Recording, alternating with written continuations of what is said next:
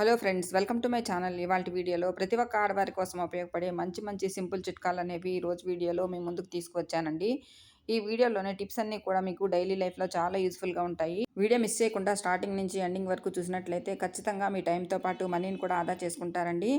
Video నచ్చితే కనుక please ఒక లైక్ చేయండి. మీరిచ్చే లైక్ అనేది నాకెంతో సపోర్ట్‌గా ఉంటుంది. వీడియో మరికొంతమందికి సజెస్ట్ అవ్వడానికి కూడా ఉపయోగపడుతుంది. ఇంకా కొత్తగా ఎవరైనా సరే మన ఛానల్ గనుక చూస్తున్నట్లయితే ప్లీజ్ సబ్స్క్రైబ్ చేసుకోండి. పక్కనే ఉన్న బెల్ సింబల్ ఆన్ చేస్తే నేను చేసేటటువంటి కొత్త ఐడియాస్ అన్నీ కూడా మీకు నోటిఫికేషన్ ద్వారా వస్తాయి. ఇంకా ఆ టిప్స్ ఏంటో చూద్దామండి. ముందుగా ఫస్ట్ టిప్ ఏంటంటే, మనము కొబ్బరి తీసిన తర్వాత ఇలాంటి కొబ్బరి చెప్పులన్నీ కూడా వేస్ట్ అని పారేస్తాం కదా! అలా పారేయకుండా ఈసారి ఇలా చేసి చూడండి. మనకి పూజా రూమ్‌లోకి ఇవి చాలా బాగా యూజ్ అవుతాయండి. ఇలా ఒక కొబ్బరి చిప్పను తీసుకొని పైనున్నటువంటి వాటికి పొట్టు ఉంటుంది కదండీ! ఆ పొట్టంతా కూడా ఇలా మొత్తం అంతా కూడా కొంచెం నీట్‌గా క్లీన్ చేసుకోవాలి. తర్వాత మన దగ్గర ఫ్యాబ్రిక్ పెయింట్స్ ఉంటూ ఉంటాయి కదండీ! ఫ్యాబ్రిక్ పెయింట్స్‌లో ఒక 2 కలర్స్ తీసుకుంటున్నాను. ఇక్కడ ఒక కలర్‌ని ఇలాగా పైన కొబ్బరి చిప్పకి అంచు భాగంలో ఇలా వేసుకుంటున్నాను. తర్వాత ఇంకొక కలర్‌ని ఇలా డాట్స్ లాగా పెట్టుకొని ఒక చిన్న ఫ్లవర్ లాగా వేసుకుంటున్నాను. ఇలా కొబ్బరి చిప్పకి లోపల భాగంలో కూడా ఇలాగే మనం ఫ్లవర్స్ వేసుకోవచ్చు. లేదంటే ఏదైనా పెయింట్ కూడా వేసుకోవచ్చు. మనకు నచ్చినట్లుగా మనము డెకరేట్ చేసుకోవచ్చండి. ఫ్యాబ్రిక్ పెయింట్స్ అందుబాటులో లేకపోయినట్లయితే పిల్లలు ప్రాజెక్ట్ వర్కులకి పోస్టల్ కలర్స్ వాడుతూ ఉంటారు కదా! అవి కూడా వేసుకోవచ్చనమాట. ఒక 5 నిమిషాలు పక్కన పెడితే ఇదంతా పూర్తిగా ఆరిపోతుందండి. తర్వాత ఇప్పుడు మనము ధూప్ స్టిక్స్ వెలిగించుకోవడానికి మనము ప్యాకెట్ కొన్నప్పుడు అందులో చిన్న స్టీల్ ప్లేట్ లాంటిది వస్తుంది కదండీ! అది ఇక్కడ వీడియోలో చూపిస్తున్నాను చూడండి. ఇలా కొబ్బరి చిప్పకి అడుగు భాగంలో ఇలా కొద్దిగా గమ్ వేసి ఇలా అంటించుకోవాలండి. ఇది కొంచెం సేపు ఆగితే అలా డ్రై అయిపోతుంది. ఇలా డెకరేట్ చేసుకున్నాం కదండీ! ఈ కొబ్బరి చిప్పను మనము పూజా మందిరంలో పెట్టుకొని మనం ఇలా ధూప్ స్టిక్‌ని వెలిగించుకోవచ్చండి. ఇది వెలుగుతున్నంత సేపు మనకి ఒక డస్ట్ వస్తుంది కదండీ! ఆ డస్ట్ అంతా కూడా మనకి ఆ కొబ్బరి చిప్పలోనే పడుతుందండి. తర్వాత వేరొక కొబ్బరి చిప్పను కూడా ఇలా రెడీ చేసుకున్నానండి. ఇలా పెయింట్ వేసుకున్న తర్వాత కొబ్బరి చిప్పకి లోపల భాగంలో మన దగ్గర క్లే ఉంటుంది కదా! ఆ క్లేని ఇలా కొంచెం రౌండ్‌గా చేసుకొని అందులో మనము చిన్న చిన్న హోల్స్ పెట్టుకోవాలి. ఇది కొంచెం సేపు పక్కన పెడితే అది ఆరిపోతుందండి. తర్వాత ఇప్పుడు మనము ఇందులో అగరబత్తులు వెలిగించుకోవచ్చండి. ఒక కొబ్బరి చిప్పలో మనము ఇలా ధూప్ స్టిక్స్‌ని ఒక కొబ్బరి చిప్పలో అగరబత్తులను వెలిగించుకొని మనము పూజా మందిరంలో పెట్టుకోవచ్చండి. చూడటానికి కూడా చాలా అందంగా ఉంటుందండి. తర్వాత మనము పనికిరావని పడేసి కొబ్బరి చిప్పలను మనం ఇలా కూడా యూజ్ చేసుకోవచ్చన్నమాట. ఇంకా తర్వాత టిప్ ఏంటంటే, ఇలా ఒక బాటిల్ తీసుకొని దానికి పైనున్నటువంటి క్యాప్ భాగాన్ని కట్ చేసి పక్కన పెట్టుకోవాలి. తర్వాత చాకుతోటి ఇలా వీడియోలో చూపిస్తున్నాను చూడండి. ఇలాగా నిలువుగా బాటిల్‌కి కింది వరకు కూడా ఇలా కట్ చేసి మనము ఆ భాగాన్ని అలా తీసేయాలండి. ఇప్పుడు ఇది ఎందుకు ఉపయోగిస్తామంటే, మనము కప్పులు పెట్టుకోవడానికి హోల్డర్ లాగా ఉపయోగించుకుంటామన్నమాట.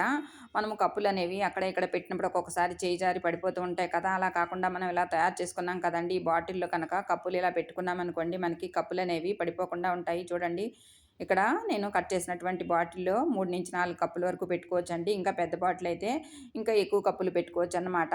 ఇలా మనకి కప్పులు పెట్టుకోవడానికి స్టాండ్ లాగా చాలా బాగా యూజ్ అవుతుంది. చూడండి ఇక్కడ పైన ఆ క్యాప్‌ని అలా పెట్టేసుకున్నామనుకోండి, మనకి కప్పులు చెయ్యి తగిలి పడిపోయినా కూడా మనకి పగిలిపోకుండా ఉంటాయండి. మనము ఈ బాటిల్‌ని ఇలాగే అల్మరాలో పెట్టి మనం స్టోర్ చేసుకోవచ్చండి. మనకెప్పుడు కావాలంటే అప్పుడు తీసుకొని వాడుకుని మళ్ళీ ఇదే బాటిల్‌లో మనం పెట్టుకున్నామనుకోండి, మనకి కప్పులనేవి పగిలిపోకుండా మంచి ఆర్గనైజర్‌గా కూడా ఇది పనిచేస్తుంది. టిప్ అనేది అందరికీ హెల్ప్ అవుతుందండి. ట్రై చేయండి. మన దగ్గర చాలా ఖాళీ బాటిల్స్ ఉంటూ ఉంటాయి కదండీ! వాటర్ బాటిల్స్ గానీ, లేదంటే కూల్ డ్రింక్ బాటిల్స్ గానీ ఉంటూ ఉంటాయి కదా! అవన్నీ కూడా మనం వేస్ట్ అని పారేస్తాం కదా! మనకి టైంకి గరాట్ అనేది అందుబాటులో లేకపోయినట్లయితే మనము ఒక బాటిల్‌ని ఇలా వాడుకోవచ్చండి. ఇలా మనము బాటిల్‌లో పాలు కానీ, లేదంటే ఆయిల్ కానీ పోయాలి అనుకున్నప్పుడు ఇది ఒక చిన్న గరాట్‌లాగా పనిచేస్తుందండి. ఇలా వీడియోలో చూపిస్తున్నట్లుగా బాటిల్ పై భాగాన్ని కట్ చేసి మనం ఇలా బాటిల్‌లోకి ఏవైనా పోసుకోవడానికి గరాట్‌లాగా ఉపయోగపడుతుందండి. ఇంకా తర్వాత టిప్ ఏంటంటే, ఇలా ఒక పేపర్ నాప్కిన్ కానీ, లేదంటే ఒక కాటన్ క్లాత్ గానీ తీసుకోవాలి. దాంట్లో ఇలా కొద్దిగా బియ్యం వేసుకోవాలి. దాంట్లోనే కొద్దిగా కంఫర్ట్ కూడా వేసుకోవాలండి. ఇది ఒక చిన్న ప్యాకెట్‌లాగా ఇలా కట్టుకోవాలి. ఇది కదిలిపోకుండా ఉండడానికి ఒక చిన్న రబ్బర్ బ్యాండ్ కూడా వేసుకోవాలండి.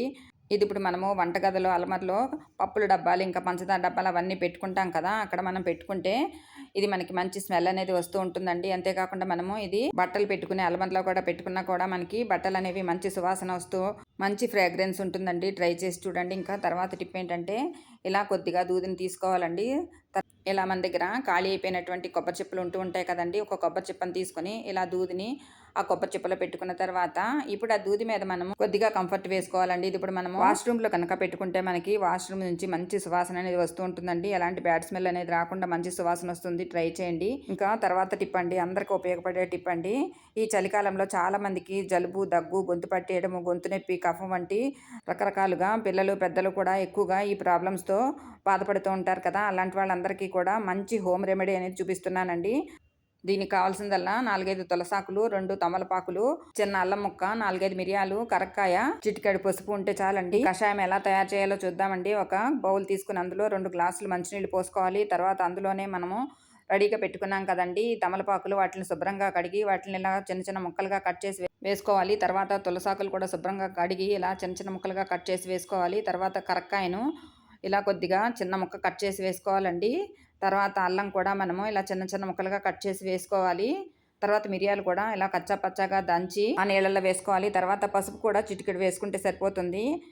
ఇప్పుడు స్టవ్ వెలిగించి స్టవ్ మీద ఈ గిన్నె పెట్టుకోవాలి. స్టవ్ ఫ్లేమ్ అనేది చిన్నగా పెట్టుకొని ఇది మరగనివ్వాలండి. వాటర్ అంతా కూడా మనకి మరుగుతున్నప్పుడు ఈ ఆకుల సారం అంతా కూడా మనకి ఆ వాటర్లోకి వచ్చేస్తుంది అన్నమాట. ఇప్పుడు మనము ఇలా ఒక 5 నుంచి 10 నిమిషాల వరకు ఇలా మరగనివ్వాలండి. ఇప్పుడు మనము స్టవ్ ఆఫ్ చేసేసి ఇలా టీ స్ట్రైనర్ సహాయంతో మనము ఇలా మొత్తం అంతా కూడా ఈ కషాయం ఇలా వడకట్టుకోవాలి. ఇలా వడకట్టుకున్నటువంటి కషాయం అనేది మనము ఉదయాన్నే పరగడుపున తీసుకున్నట్లయితే ఈ చలికాలంలో వచ్చే జలుబు, దగ్గు, ఇంకా గొంతు నొప్పి, ఇంకా చాలా మందికి గొంతులో గరగరగా ఉండటము, ఇంకా కఫం ఇలాంటివన్నీ కూడా పూర్తిగా తగ్గిపోతాయండి. ఇవి చిన్నపిల్లల నుంచి పెద్దవాళ్ళు ఎవరైనా సరే తీసుకోవచ్చు.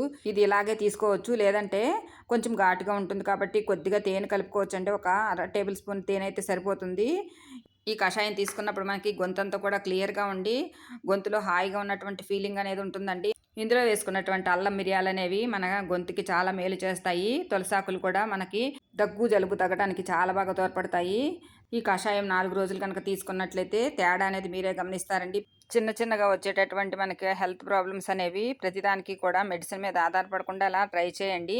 ప్రతి ఒక్కరికి కూడా ఈ టిప్ అనేది చాలా బాగా హెల్ప్ అవుతుందండి. ఇంకా తర్వాత టిప్ ఏంటంటే ఇలా ఒక బౌల్ తీసుకొని దాంట్లో ఇలా కొద్దిగా కంఫర్ట్ వేసుకోవాలి.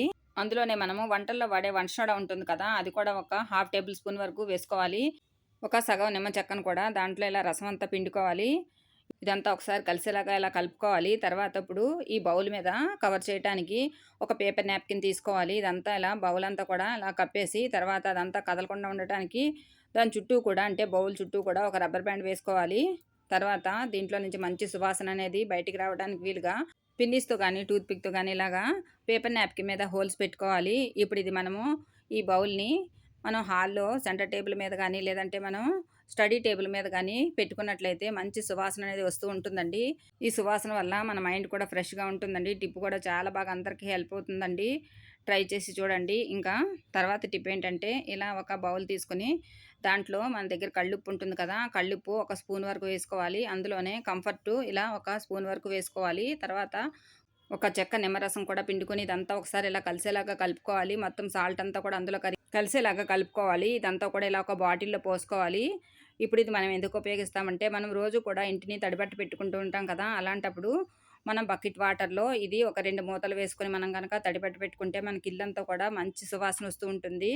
సాల్ట్ ఇంకా నిమ్మరసం వేసుకోవటం వల్ల మనకి ఇల్లు అనేది చాలా బాగా నీట్గా క్లీన్ అవుతుందండి. ఎలాంటి జిడ్డు, మురికి, డస్ట్ లాంటిది ఏదన్నా ఉన్నా నీట్గా క్లీన్ అయిపోతుంది. మనకు కంఫర్ట్ వేసుకున్నాం కాబట్టి ఇల్లంతా కూడా చాలా ఫ్రెష్గా ఉంటుంది. ఇంతేనండి వాళ్ళ వీడియోలోని టిప్స్ మీకు నచ్చాయి అనుకుంటున్నానండి. Thank you for watching this video.